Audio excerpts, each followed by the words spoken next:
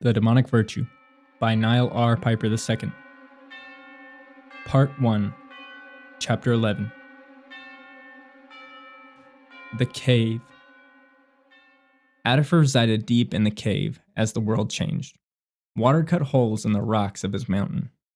At times, the ocean would dry up into nothing more than tiny puddles, only to fill once more to the tops of canyons. The water once reached the entrance of the cave, where it began to trickle down into the tunnel.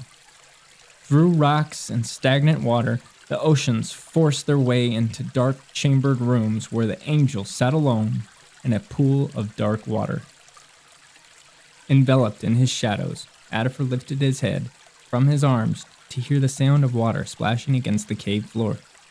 The strange vibrations of disturbed water caused waves around his seat. He gazed at the opening where the water was entering, but saw nothing. No light penetrated his lair. He forgot about the light while he was down there, and this allowed him to sleep. In a deep slumber, the cave's resident dreamt. During his dreams, he watched the stars of distant planets explode and engulf the rocks that waited nearby. He envisioned swirling galaxies of light caving in on pinpoints of complete oblivion. He dreamt of massive black holes colliding with one another, tearing ripples into the very fabric of this existence.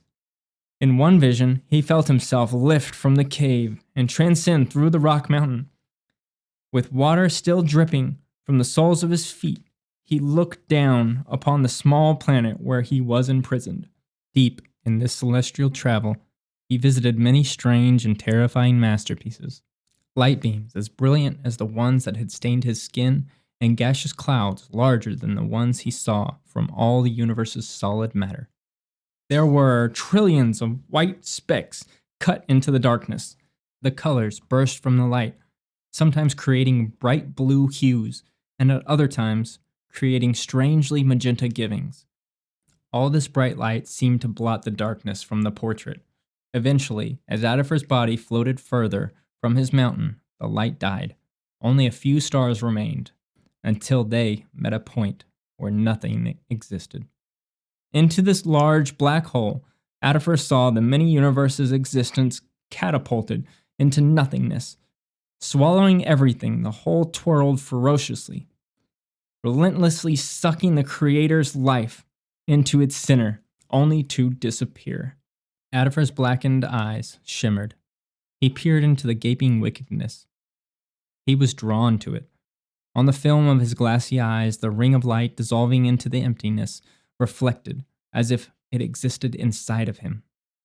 His eyes locked onto the opening in time and space. Bewildered by the whole, he floated more steadily towards its majestic call. As if it were begging him to enter, he followed the vibrations that drove him. The closer he traveled to the black hole, the closer he felt to the feeling he so desired. It felt as if it were soon to pass. The void opened wider and wider as its vacuum chased him near. It was so warm that it should have harmed him, but he only felt its stare penetrating him. Nullity wiped the light from view. Before he could understand where he was or what was happening, he felt the sensation of falling. He felt himself falling faster and faster, as if once more he were falling from the gracious heavens. The speed was hard to calculate in this vacuum. He looked all about him with no point of reference. Then, like a shot in the dark, a white speck appeared before him. Growing as he fell, the light grew nearer until it opened itself like a blossoming flower. Just as the black hole had captured him, the white light captured him. All was brilliantly illuminated. Only his eyes were not bothered. The same eyes that had reflected the circle of light around the black hole did not reflect this radiance. The light felt pleasant. The glow felt thick and encapsulating. Slowing in his fall, a cloud appeared under his feet.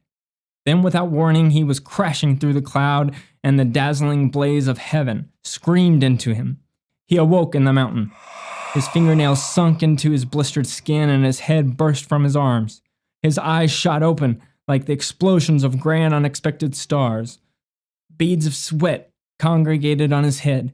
A lonesome angel was breathing deeply, gasping, at the cave's stale air. This has been Chapter 11 of Part 1 of The Demonic Virtue by Niall R. Piper II. Tune in next week for Chapter 12 and 13 of The Demonic Virtue by Niall R. Piper II.